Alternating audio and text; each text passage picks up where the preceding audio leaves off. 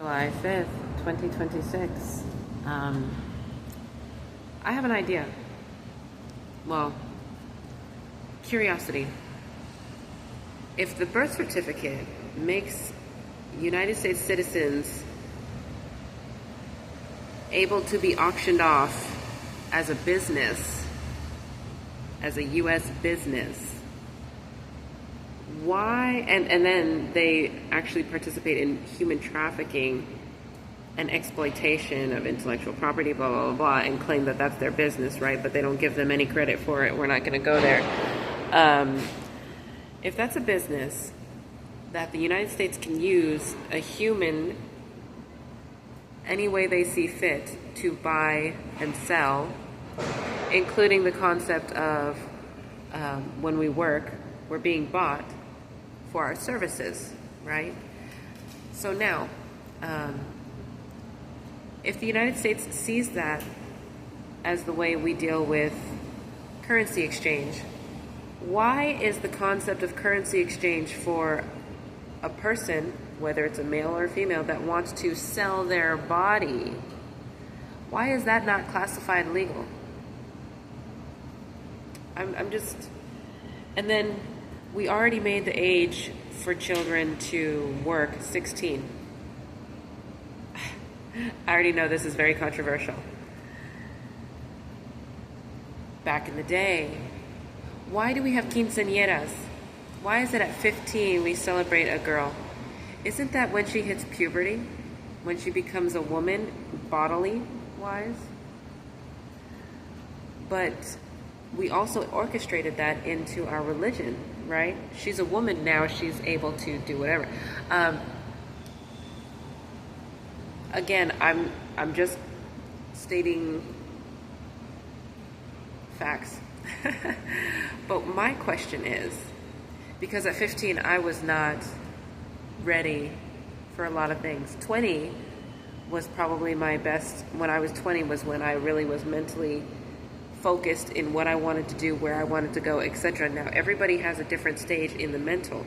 Just because somebody is physically prepared for reproduction does not make them a candidate to be used for it. That is why they created child laws and child labor laws. You know, like children 9 years old doing warehouse work and losing their fingers barely before they're 11 years old. That's not right, because you're setting them up to fail in their late age. You know, they're going to become amputees in that case scenario. Going back, if I decide, because I was going to be a masseuse, and that was it, because I had done one business and it was a scam, but I thought they sold it as you're an entertainer. And then when I went with the girls, it basically was an escorting scam. But there were some people that I had scammed that I know I could have been an escort for, where all they wanted was an hour just to spend time with somebody, have a dinner, and talk to them. And I met a couple really great people that's all they wanted. I would not have minded being an escort in that sense. Why is it a woman cannot sell her time, her mind, and or her body?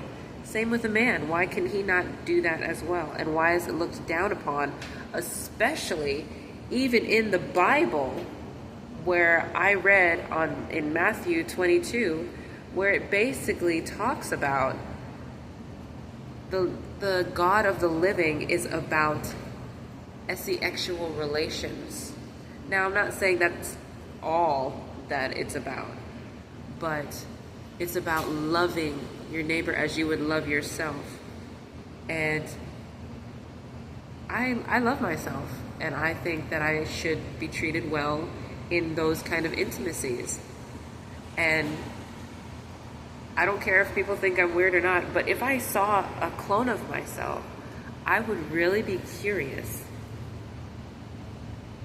to see how it is expressing itself in intimate times. Just because, I mean, I feel myself when I'm experiencing it, but I've never seen, I don't know, this is just me as science research experiment. Like, how is that? How do people observe me during these times? Why do, you know, like, I don't know. It's research and development, I guess. But when you have people in a situation of homelessness, they don't want to open up. They don't want to be close to people, you know, and it puts them in a point where they don't even want to take a shower, get dressed. They're overwhelmed. And for me, I've come across that a lot of times. Why would I want to spread love when I don't feel love? Does that make sense? How can I spread God's joy or the Word of God when I don't feel the Word of God? When the people that I'm going to church with look down on me, even though they have no reason to, even though they don't know me, they have been told lies about me, or others have been told lies. I think people's choice in life, if they want to choose their living God or their dead God, whatever you want to perceive it as, there should be religious freedom in that context, what they want to choose. However, the United States, with the concept of cloning, creates an issue. But I think in every country, the concept of cloning creates an issue because there's always people that abuse it. There's always people that abuse it. And this is what causes the restrictions on people's religious factions, on people's freedom of speech, and, in my experience, on people's freedom of just being alive and having a job and living their nice, quiet life. Because that's all I wanted. But I was targeted because of spiritual energy, because of whatever. And the people that targeted me were supposed to be people that were protecting me. But what they should have done was bring me into the family the way that a family usually should, which is loving, caring, and explain to me. Because now I have the whole world looking at me as a prostitute, when they didn't teach me their choices in religious practices. And I am not of any religion, so this should not have been imposed on me. Because of their choice in religious practices and keeping it hidden due to legal regulation, I have become a victim of losing my job, my housing, my credibility because of defamation of character, and my businesses. Like any type of way I'm trying to actually make a foundation for myself, I have lost because of it.